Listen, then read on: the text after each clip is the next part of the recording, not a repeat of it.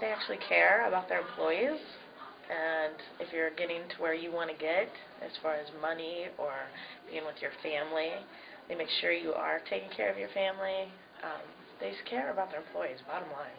Okay. And they care about members.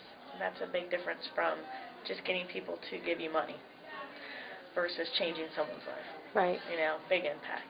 I've actually been able to see that I can touch people's lives, and the ability, rather, that I have, that I wasn't quite so sure. I thought anybody could do that, and not everybody can feel how other people feel or care how someone else is feeling, a stranger having a bad day, things like that.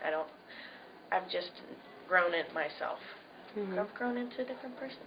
I just knew what people said, oh, you're good at that, you're good at that. It wasn't here. You know, you have to believe it, and you have to believe. I was born to do this. Perfect.